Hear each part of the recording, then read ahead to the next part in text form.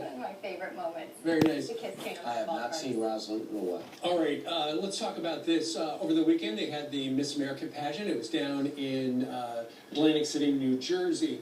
You know, when it comes to the talent portion, a lot of people play an instrument, a lot of people sing, some people dance. I remember decades ago, Lonnie Ray Raffco actually did the hula dance.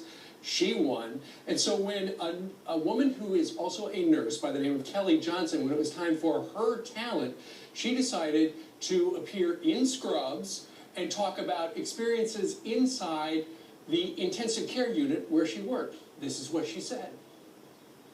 He'd ask me if I could change his treatments, and I'd say, "No, Joe, I can't do that. I'm just a nurse." But one night, everything changed. I found him in his room crying, and I lifted his head up out of his hands, and I said, "Joe, I know that this is really hard, but you are not just Alzheimer's. You are still Joe." And he looked right back at me, almost to look through me, and said, "Nurse Kelly, then the same goes for you. Although you say it all the time, you are not just a nurse. You are my nurse, and you have changed my life because you've cared about me." And Joe reminded me that day that I'm a lifesaver. I'm never going to be just a nurse. How great was that? Incredible. And then fast forward to the next day on The View. Listen to these guys. The talent, though, I have to say, so the woman who won sang opera, she was incredible. Really good. Yeah. But then there was a girl who wrote her own monologue, which I was like, turn the volume up. Like, this is going to be amazing. Like, let's listen. And she came in a nurse's uniform and basically read her emails out loud. And shockingly did not win. I was like, that's not a real Seriously? talent. I swear to God. Why does she have a doctor's stethoscope around? Was it about that? She helps patients with Alzheimer's, which I know is not funny, but I swear you have to see it. I swear you had to see it. You know, I've seen this, and I keep looking at it, and that's a place where you can say a lot of things and get in a bunch of trouble.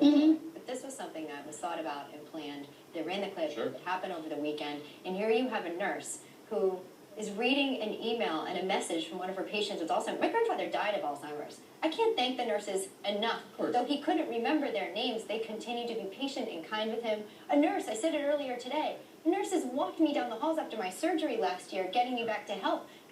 An hour around the clock. When my baby at 2 weeks old almost died right here in New York City from salmonella, and he had a horrible infection, a nurse prayed over him in the hospital and told me he was going to make it. Well, the only thing they should be saying is thank you to the nurses out there, not mocking someone they didn't think was smart enough according to their elitist jokes and funniness at that table. Do you think on some level that they're happy that this controversy's happened, even though sponsors are leaving? No, because the two big sponsors, Johnson & Johnson and Eggland's Best, because the nurses who were watching go, hey, we're not going to stand for that. And so a hashtag campaign started.